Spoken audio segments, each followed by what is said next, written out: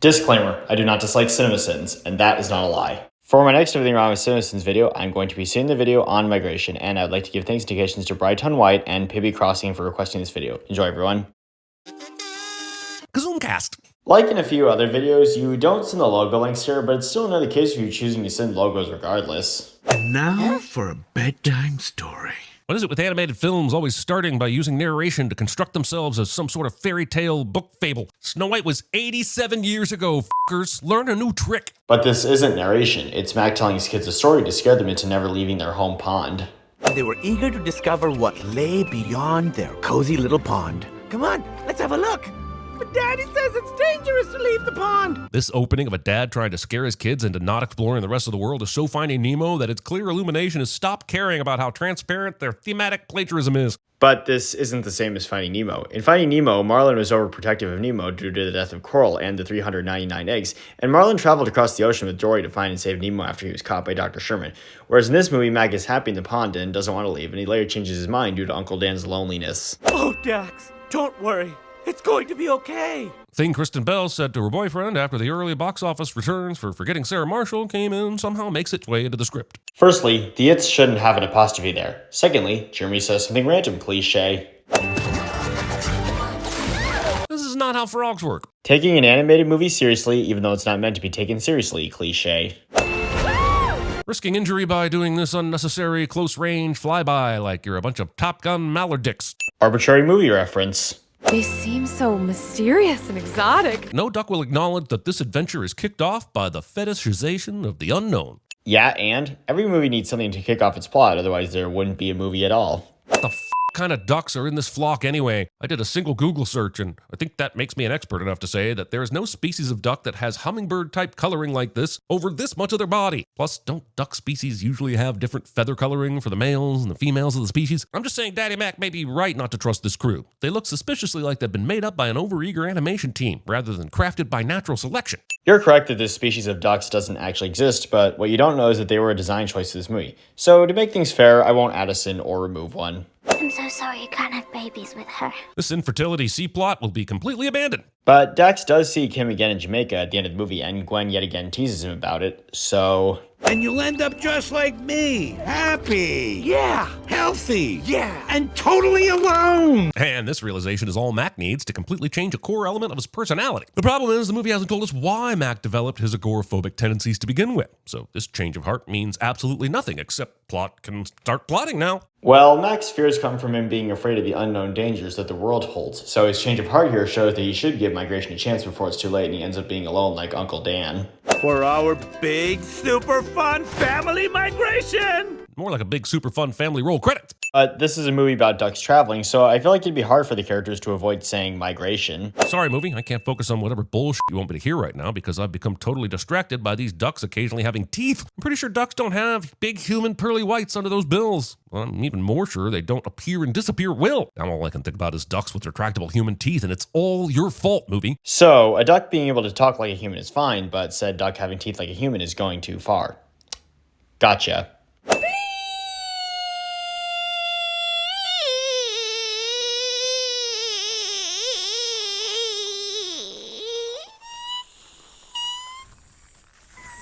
Please. Not removing a sin for that funny scene. This is the kind of thing we'll remember for years to come. We'll look back and laugh.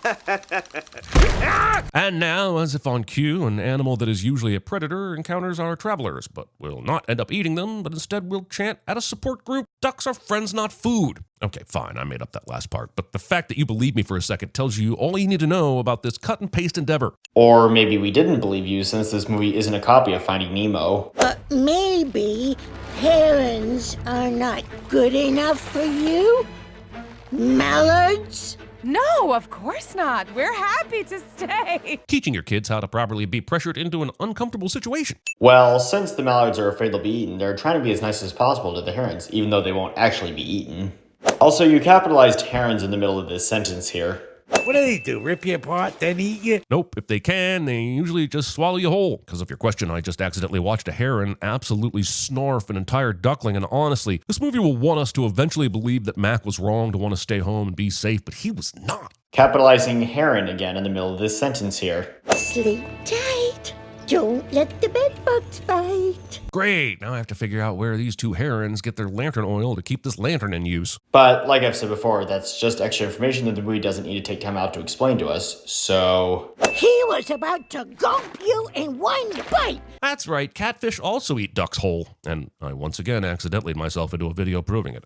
But according to this, it is actually true that catfish do eat ducks whole due to both their feeding habits and ducks being found in their stomachs, so... It's a joke! It's a joke! CinemaSins defenders. Wait, is that sin? Well, can't argue with that. Sinning something you like. Clouds do not stick to faces like this. Unless those aren't clouds, in which case, ew. But the movie is saying that they are clouds. Uncle Dan? Yeah, it's me! It's Uncle Dan! Considering ducks have worse hearing than humans, I'm calling all the bullshit on either of them hearing this duck call and response from this distance. But you know you're saying that about ducks that can talk, which they don't and can't do in the real world, right? Come here, pumpkin. Allowing Aquafina to continue her quest to voice a character in every single animated movie ever made without thinking of the consequences. Someday you're going to throw in your copy of the Aristocats and wonder why Duchess sounds like that quiz lady woman. And don't say I didn't warn you! Okay, I am aware that people have been getting tired of Awkwafina getting cast in a lot of animated movies lately, but I personally haven't minded, and I think she's done very well with the characters she's voiced, and her voice fits Chump really well, so... Synchronized spitting. Pointing things out on the screen. 80-20. 60-40. 70-30. 65-35. 68-32. Here's a 100 cents because I don't give a flying duck how you split the sandwich. Okay, I'm gonna go into detail here. Just saying you don't like something is not enough to be considered a flaw. You need to give more elaboration and explain why something should be seen as a problem with this movie. Otherwise, it's just gonna look like another case of you treating your opinions factually, which will happen again with other sins that come later in this video. So I'm gonna close this out by saying that it's better to give more context and elaboration on why something should be seen as not good. Like the Caribbean. Oh, that Jamaica. I got a buddy who knows that place like the back of his wing. Of course you do. Is his name Crush? Does he say righteous a lot? F this movie. Like I've said before, just saying something like that isn't justified by you not liking a movie or show, like Mason said almost 3 years ago. Just stick close to me and everything will be all right. Chump survives this, and the audience survives this joke being run into the ground for all the some time. Well, this may not have been funny to you, but that doesn't mean that others felt the same way as you, so I'll be giving out my award here. And what is that? Oh, that's just Chekhov's helicopter. Yeah, so? Like a predator, except instead of eating you, he feeds you to a group of much lazier predators. Aliens versus Predatouille, no reservations. Jeremy says something random, cliche. Also, I apologize, but once I tell you that this character is just Sebastian from The Little Mermaid's voice inside Iago from Aladdin's body, you will not be able to unsee or unhear it. The damage has now been done. Try and live as normal a life as possible. While Delroy and Sebastian do both have Jamaican accents, there is actually a difference between Delroy and Iago, which is that Delroy is a scarlet macaw and Iago is a red ivory parrot, so they therefore aren't the same. We could get the key. No, kid. That's impossible. Why? Long answer? Because they're trying to stretch this to feature length and need to throw in yet another side quest for your family so it feels like something's actually happening in the plot. Short answer? The movies. But this is something that helps the plot, because the Mallards getting the key to free Delroy is what leads to him deciding to take them to Jamaica. Pam have time to pass Mac, find and hollow out this pineapple, and or why is this restaurant hollowing out pineapples? Well, elements of surprise don't need to be explained in movies, which this is intended to be an example of, since they wouldn't be a surprise. Oh, more to the right. To the right. No. Putting pressure on someone when it's their first time. Susan? Jeremy makes an inappropriate comment, cliche. Come on, kids. Together. Family Heimlich maneuvers. Pointing things out on the screen. Bird eater incoming! Watch out, boy, he'll chew you up. Sorry. But also, he's a bird eater, making duck sauce with the bone broth, make you want all his grub. He's a bird eater, making carrots, make you cut carbs. Wish you never had red meat at all. Not sorry. While I will be singing Jeremy's singing here, since this singing went on for some time, I'll be giving him a few extra sins for it than I normally do. Balloon burst to let the air out of all the tension they're drumming up. Narration. Being so fed up with your partners that you just finish yourself without considering their feelings. Susan? Oh, I'm not that. I'm not that brave. Thinking you can cough out helium this quickly. But that was already unrealistic since the talking duck did that. Sweet! So now that Delroy is leading them to Jamaica, there are no more pit stops to take, and we should be done with the movie in no time. So, you're yet again wanting the movie to end, thus supporting my belief that you don't like watching movies more, so I'll be giving out my award again. Whatever you're expecting over there, It's going to be even better. Delroy apparently went to the WB school of setting expectations too high like they did with The Flash, even though anyone with a nose could smell that pile of a movie coming from a mile away. Of things. I don't think we can possibly stay here.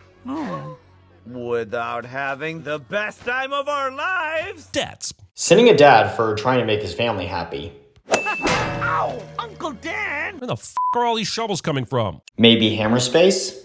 Is it more convenient that this just happens to be a supplier for the psycho chef these ducks have already run into? That today just happens to be the day of the duck collection? That a famous, powerful chef would attend a duck delivery in person? Or that these farmers happen to stack all these hay bales in stair-step fashion to see over the fence? Discuss. I'd say that it's all of them because conveniences are needed so that movies can happen, and they are therefore still not a cinema sin. Guys, we need to rest. Follow me. I know exactly where to land that will be the perfect setting to prepare for the third act conflict and climax of the movie. Trust me. Yeah? So? This chef has such a duck revenge boner that he's hunting for him via helicopter spotlight. And somehow this will work. While I haven't said Jeremy says boner in one of my videos so that I don't sound too much like the Birdman, I recently thought of something, which is that since other CinemaSins centers have also said it, it's fine for me to say as well. So Jeremy says boner. You were right. We never ever should have left the pond. The end. Thanks for watching all.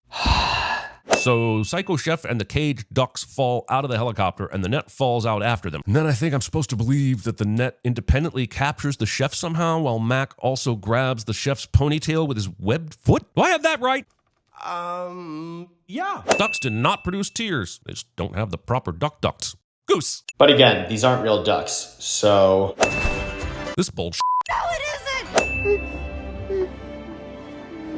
Good thing Uncle Dan was paying attention. Otherwise, Gwen would have been starring in an avian remake of Open Water. Arbitrary movie reference. we're almost there, everyone. I can't feel it. Movie is only using this premature celebration to stall for time. Otherwise, this turkey would barely crack an hour and 15. Turkey? You know that's not the kind of bird that Delroy is, right? Dad, come look. So they weren't lost at all. Jamaica was just being obscured by the movie's refusal to end. Yet another sin that's just you wanting the movie to end, and so I therefore will be giving my award out again here. Better late than never, right? And of course, they land right next to the family from the beginning because Jamaica is apparently the size of a dinner napkin. And is this moment happening for purposes of convenience? Your wings, they're beautiful. And possibly an abomination. Jeremy yells at the screen cliche. Thank you. For what? Almost getting the family killed, obviously. Opening my eyes. You gotta be f***ing kidding me. Back at ya. In case you confused it with the movie ending. Refer to the previous sins like this one. Oh, and my award will be given out again here. The toothpick wants to come. Recycling your character model for Scrat because you didn't want to draw an actual alligator. Firstly, Jamaica has crocodiles, not alligators. Secondly, Scrat was from Blue Sky Studios, not Illumination. Lastly, the T in toothpick is not capitalized here. I just met these birds who are totally lost and said we'd help them get home. What do you say? Threatening us with a Penguins of Madagascar crossover sequel. Arbitrary movie reference. Let's talk itinerary. I say Costa Rica, Panama, Amazon River. Because all ducks are well versed in geography and know the precise names humans choose to identify the random chunks of land. And again, that's likely because this film is unrealistic and not meant to be taken this seriously. And here's the end result, everybody. The sin total is 303, and the sentence will be Stormy Migration. Thank you for watching, everybody, and have a nice day.